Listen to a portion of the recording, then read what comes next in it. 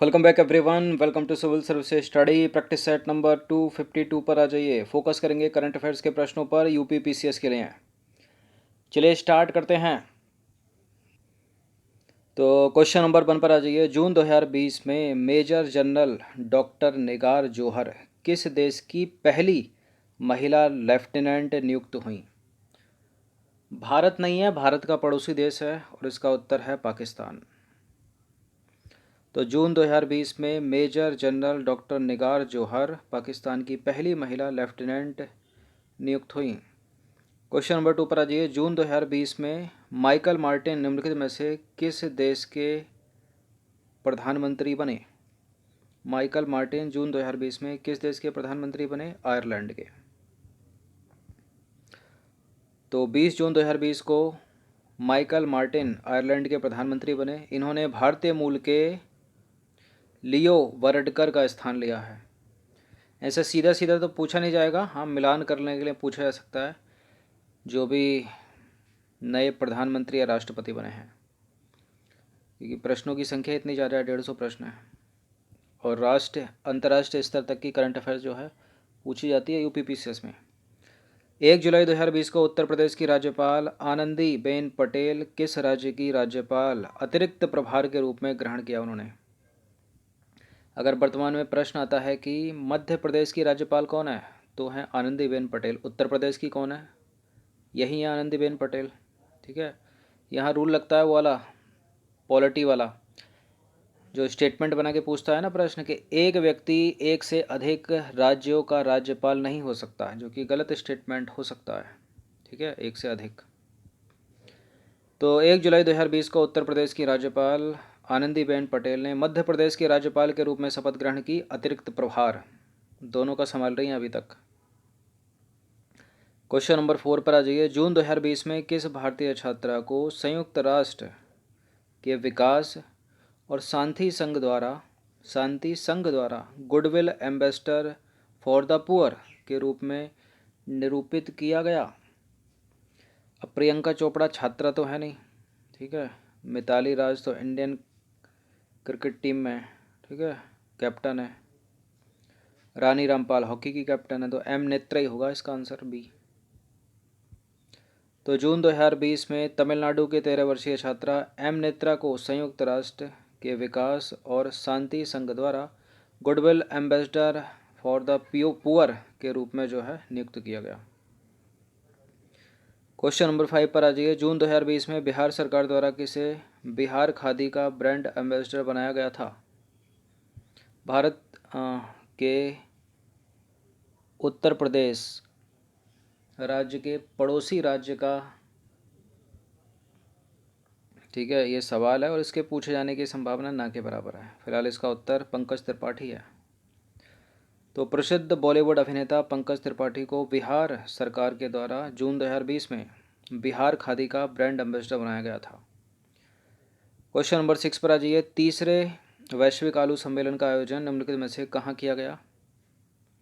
तीसरे वैश्विक आलू सम्मेलन का आयोजन गुजरात के गांधीनगर में किया गया और तीसरे से चौथा अभी तक हुआ नहीं है, इसलिए तीसरा इम्पोर्टेंट है अभी तक।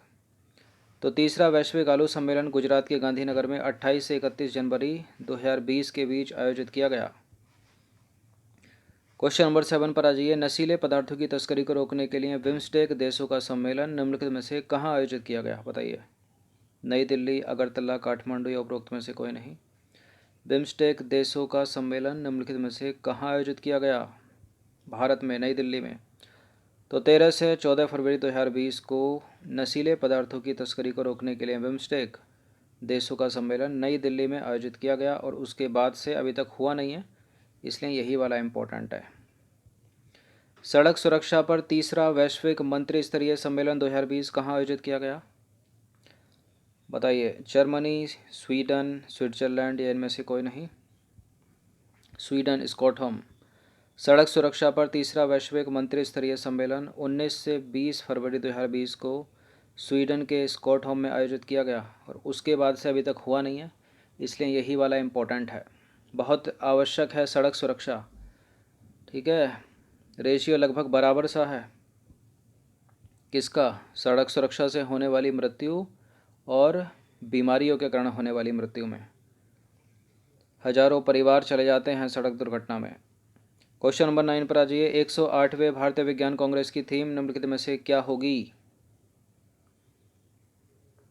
Science and technology for sustainable development with women empowerment.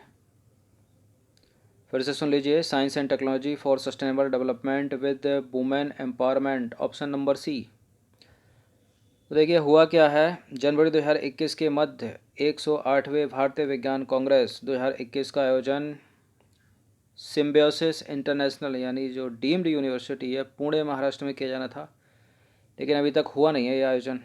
ठीक है, 2021 में इसी साल होना है। इससे पहले जो 107वीं भारतीय विज्ञान कांग्रेस है उसकी थीम थी science and technology rural development, और उसका आयोजन हुआ था 3 से 7 जनवरी 2020 के बीच कर्नाटक के बंगलौर में, और इसका पुणे में होगा महाराष्ट्र में 108वीं का।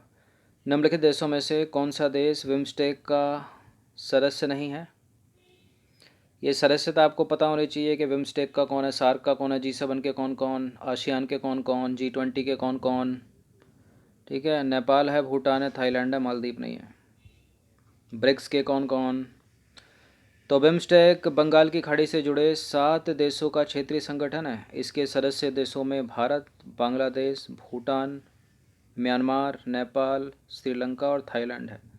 ना तो पाकिस्तान और ना ही मालदीव इसका सदस्य है।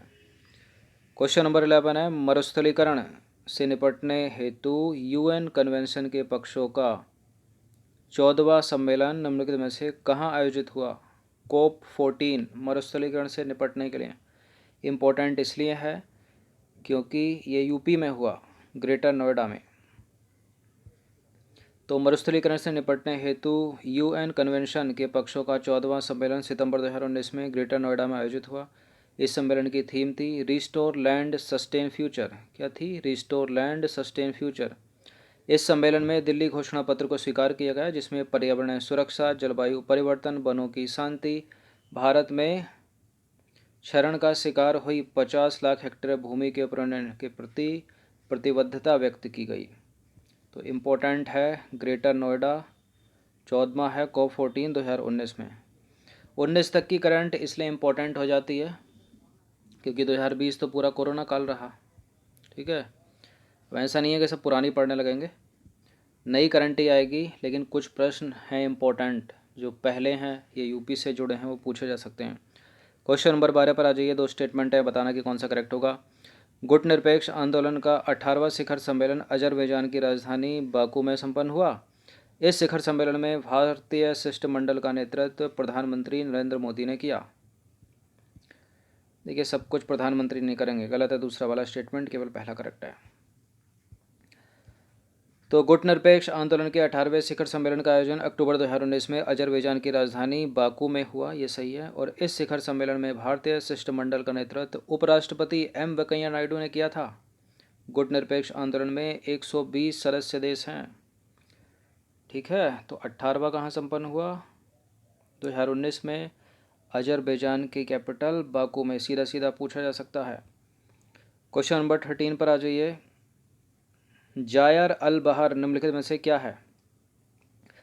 मछली का जीवाश्म नहीं है, तितली की खोजी गई नई प्रजाति नहीं है, यह है एक नौसैनिक अभ्यास। तो 17 से 21 नवंबर 2021 के बीच कतर के दोहा तट पर भारत और कतर के बीच जायर अल बहर नाम से पहला संयुक्त नौसैनिक अभ्यास संपन्न हुआ। इस नौसैनिक अभ्यास में 3 दिन बंदरगाह चरण और 2 दिन सामुद्रिक चरण के थे।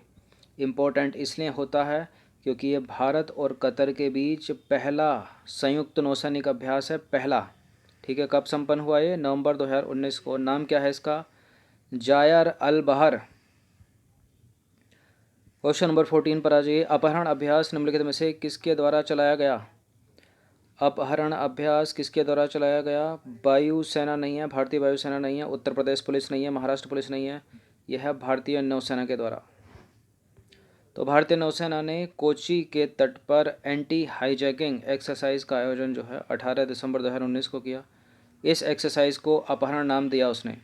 भारतीय तटरक्षक बल व कोचीन पोर्ट ट्रस्ट के सहयोग से किए गए इस अभ्यास का उद्देश्य किसी व्यापारिक जहाज के अपहरण के प्रयास को विफल करना था। क्वेश्चन नंबर 15 है, अंतिम प्रश्न है ये। ब्रिटेन के यूरोपियन यूनियन से अलग हो जाने के बाद अब वर्तमान में बताइए यूरोपियन यूनियन के सदस्यों की संख्या वर्तमान में कितनी रह गई है। कितने सदस्य हैं इस समय यूरोपियन यूनियन में, यूरोपियन संघ में ब्रिटेन के बाहर हो जाने के कारण? 25 से अधिक हैं, 29 से कम हैं, 28 से कम हैं, 27 हैं। तो ब्रिटेन के यूरोपीय संघ से अलग हो जाने के बाद वर्तमान में यूरोपीय संघ के सदस्यों की संख्या जो है 27 रह गई है। तो करंट से रिलेटेड ये 15 प्रश्न थे, इनकी प्रैक्टिस एक बार कर लीजिएगा, एक बार इनको नज़र मार लीजिएगा। धन्यवाद।